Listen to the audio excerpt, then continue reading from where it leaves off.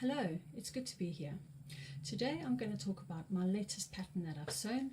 As you know, the last two patterns that I've sewn were shirts, two versions of the same McCalls pattern.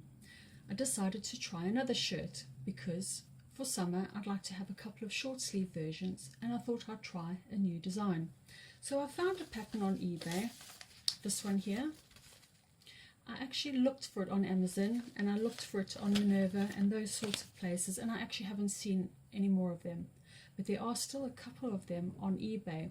The only thing is you'll probably end up paying £15 postage from the United States.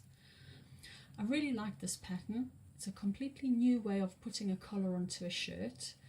As you can see, it didn't turn out too badly. The collar lays nice and flat. It's a much simpler way of doing a collar. What it is the front of the shirt is actually extended out to the inside. I've actually got good photos on my blog if you'd like to go and see it.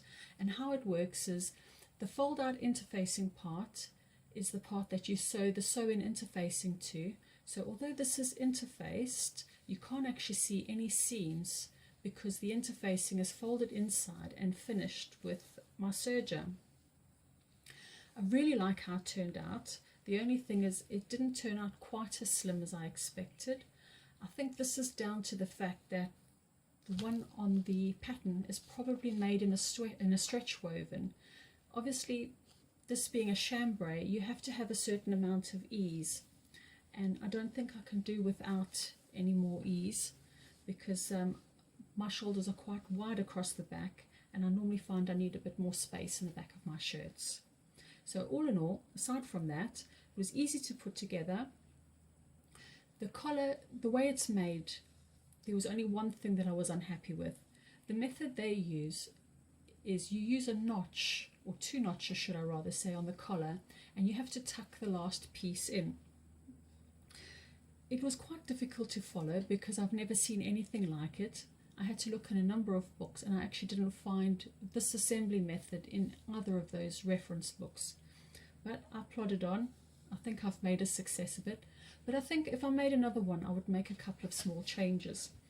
The way that the interfacing is made is it actually extends all the way to the side seam over here where the shoulder is. So this is actually two layers underneath here where the interfacing lies. I think I would have made the interfacing extend a little bit further to meet at the back so that I could hide all the different seams and actually make it lay a little bit nicer. But aside from that, I think I will definitely make this shirt again. I think I'm going to do it in the stretch woven, and I think this one here, the E version over here with the little ruffles, will be really nice because I really would like to have one that fits the way it fits the model. I know she's probably a number of dress sizes smaller than I am, but as you can see, she's got a lot less ease made into her shirt, and this is probably down to the fact it's a stretch woven. This pattern does actually suggest stretch wovens or even jersey as two of the fabric choices. I think I'll be trying that next.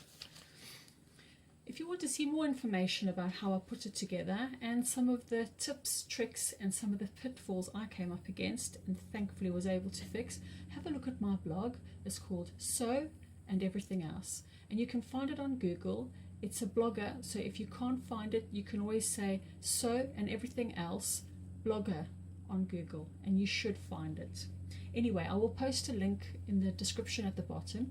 Give me a like, give me a share if you can, and let me know what you think, if there are things that you like or things that you don't like. See you next time. Thank you. Bye.